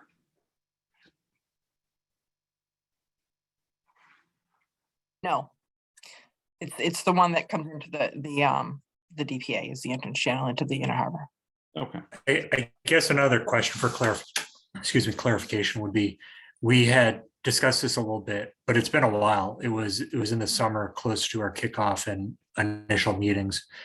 And as it was conveyed to me, I understood there was concern about dredging because of potential impacts on private piers, that the channels get very close to private piers and piles, in that as I understood it, there is resistance to dredging because of concern that it would damage piles.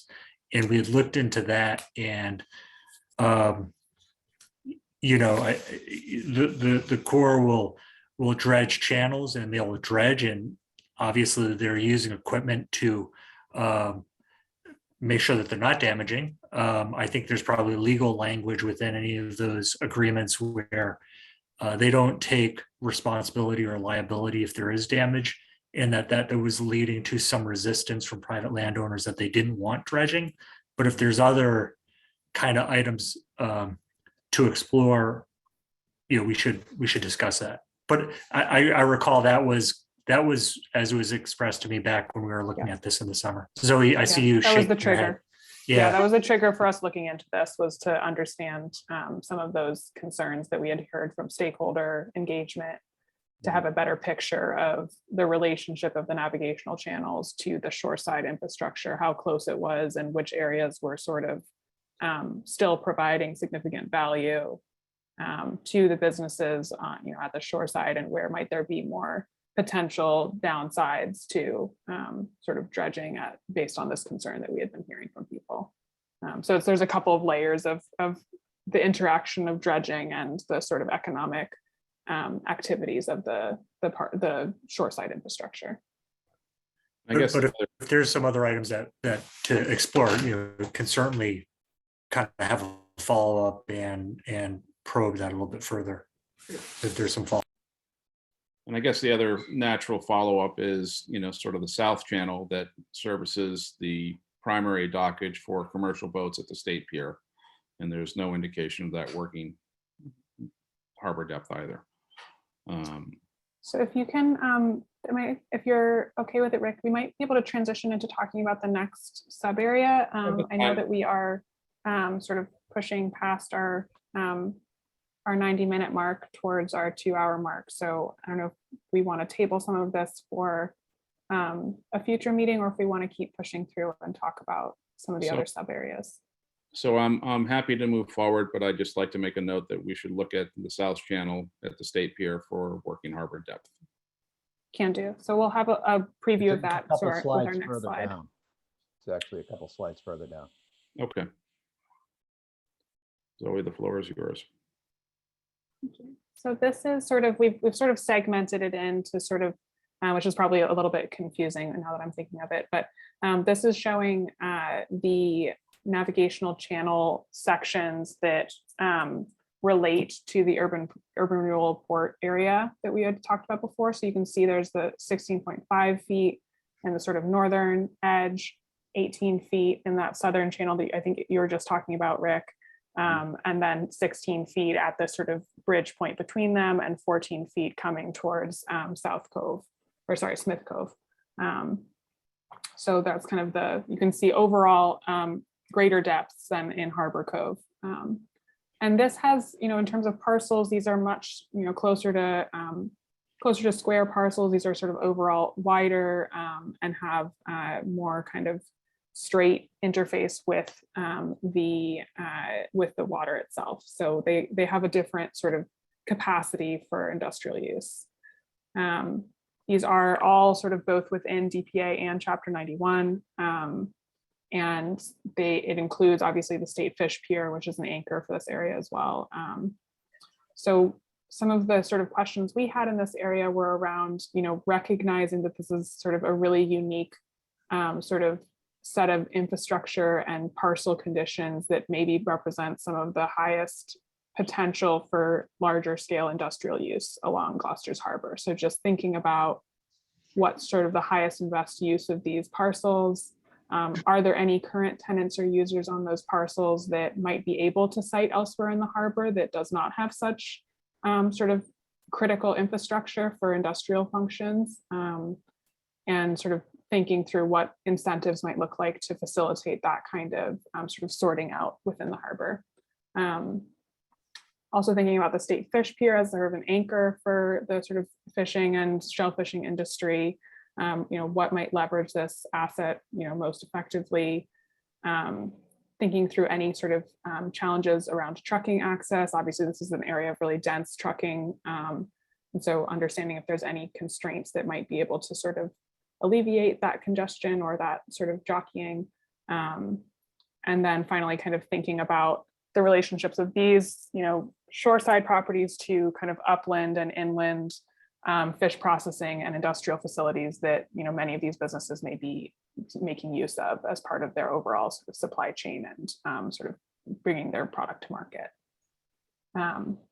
A lot of the properties in this section have bulkheads as compared with sort of pile supported piers that are more dominant in Harbor Cove.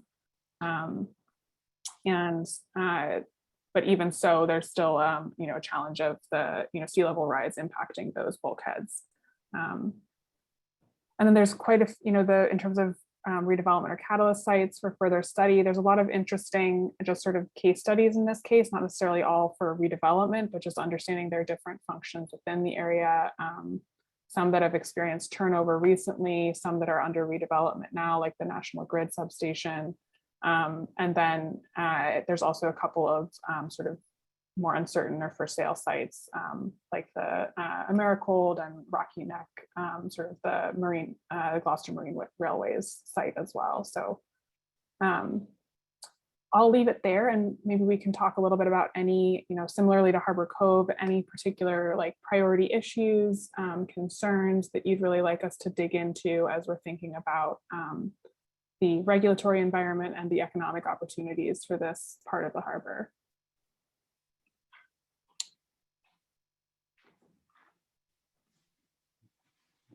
So I guess one of the questions, and I don't know that we're privy to any of this information, but certainly National Grid is doing an enormous amount of work in their substation, which is a big part of our life every day.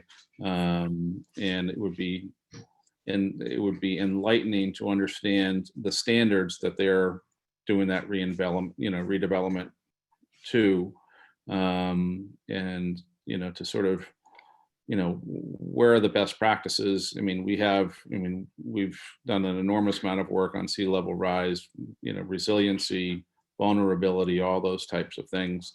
And frankly, there's a monopoly that's doing an enormous amount of work in our backyard to some sort of standard, which we hope is the best standard. But that might shed light on, the way our community moves forward with, the sea level rise issue on the waterfront. And certainly, to Vito's point of, elevation 14. I've experienced in my professional life, my little business, being removed from the 2016 floodplain. And from my planning board experience, we had a major development in the community that went to FEMA and petitioned for a height certification, and they were dramatically removed from the floodplain. And so FEMA is one thing. If you don't have a mortgage on your property, you don't have to worry about it, right? Meaning that if your bank doesn't require it, then you don't necessarily have to comply. You sort of self-insure. But those types of, I want to call them hooks, right, in compliance with FEMA and the banking regulation. And what Vito was really getting to is that, you couldn't spend enough money to raise your buildings to comply with what's required. So National Grid would be an interesting insight, just as a, food for thought. And again, right, people want to spend money on our waterfront, and they're pointing at a moving target. It's going to be very difficult to ask them to comply. My 2 cents worth. Other board members, committee members?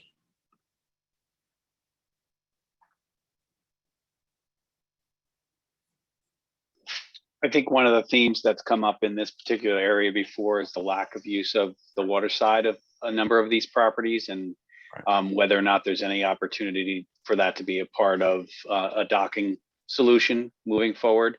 Enforcement on license, that type of thing. It seems, there's certain categories of uses that they fit, they're licensed. And it's not that those waterfronts weren't used in the past. They aren't now because the change in the operation of the site. But it certainly kind of stares at you in terms of the opportunity. If that's, if there's a way to kind of bring that into the discussion. So specifically Americold, right? Yep.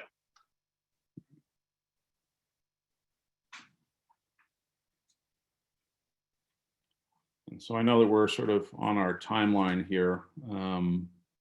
Zoe, where are you on your presentation? Yeah, so we were just talking internally, we were thinking that, so we have one more sort of set of sub-area slides, but we were thinking it might make sense to table that for a future conversation. I think we really, the 2 areas we most wanted to talk about with you all were the Harbor Cove area and this sort of area that we're looking at right now, because they represent a big aspect of the sort of industrial capacity of the DPA.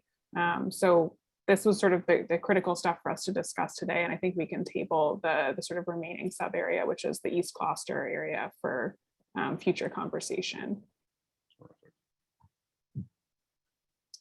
So I think, yeah, Justina, do you want to do our wrap up here? I will quickly close us out. I know that we were supposed to allocate some time today also for the committee to vote on the meeting minutes. Maybe we can still do that if I just quickly go through this. So immediate on our agenda for next steps is the public meeting 2, which is not so much new information. It's really just packaging everything that we've been working on together with you all, looking at the economic baseline and then talking about the economic strategy and framework. So we have March 2nd as the potential date for that. And I know that most of you are okay with that date, but it's still not a definite date yet. And then, of course, we're going to continue to advance the regulatory plan portion of this, everything that we've just been discussing today, and continue work on thinking about the infrastructure investment framework, and as well as not only taking a deeper dive in the sub areas as we have been, but also looking at some of the areas that we can actually have direct impact on. So really the publicly owned parcel study areas of I-4C2 and 112 Commercial Street. Terrific. Thank you. Any other closing comments before we let it? I'm just curious if folks think that we need to pick this back up before the public forum, if you wanted to set another meeting date, maybe 2 weeks from now on the 16th, if that makes sense. I'm just being cognizant of the week of the 21st is a vacation week, which might impact folks' availability. Doesn't for me anymore, but whether or not you think that it's worthwhile to pick up where we left off on the 16th in advance of a meeting on the 2nd for the public forum. I think that would be useful. I mean, we've gotten into a lot of sort of detailed, granular level stuff that we could use responses from, and there's certainly at least 1 or 2 more slides from Zoe's presentation that we can get into. So if people are available, I would say yes. I can't see everybody, so if anybody's raising their hand. Vito, thank you. Tessa, thank you. So if we can fit that into a schedule, that would be terrific. I'm certainly available that second week in February. Yeah, Rick, also, this was an awful ambitious agenda. So in future meetings, if we could break these down and just meet more often, I think it would be better served because, Right. you know, And I, tune out here. So that's all. oh, yeah, and that's where I'm going with this sort of second meeting in February. Right. But I mean, after that even too. Yeah, understood. Thank you, Tony.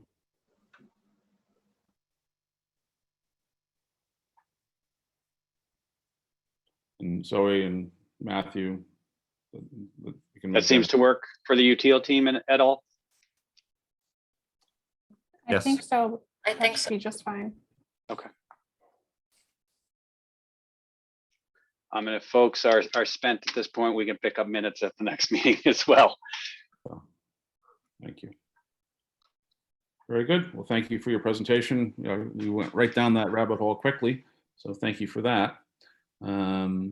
And certainly a lot of things that have been talked about in the past that haven't necessarily been resolved. Certainly, you know, working harbor depth and compliance with regulations and unable to, and, you know, and the other comment that I would like to at least put on the table as we close is, you know, the segmentation of the, you know, the ability to land fish and to process fish, and, you know, reliance on value-added processing on the waterfront. I mean, there's been at least 3 or 4 examples of those types of people leaving the working waterfront. And if we can separate those two, you know, from what we're really good at, which is catching fish and putting them on trucks versus catching fish and then letting somebody else capture the value in that processing. You know, I know this is going to touch a chord with Mr. Gross and with Gigaloni, but the thing is that the idea of attracting somebody, you know, to do those types of things when 2 or 3 processors have left the community seems to be a difficult sell, meaning that focus on what we're good at. And I don't, you know, it just, you know, you can't be everything to everybody is my gut instinct here on that one topic. But at least food for thought, and don't send the hate mail to me. No hate mail coming from us. Any other comments before we let these guys go? Al, you good down there? I can't even see you. I'm all set. Okay. Very Motion good. to adjourn. Motion. We have a second. Mr. Gigaloni, all in favor? Member Noonan, Yes. Member Brown, Yes. Member Gross, Yes. Member Gigaloni, Yes. and Member Catone. Yes. All right. Thanks, Al. I think that's everybody.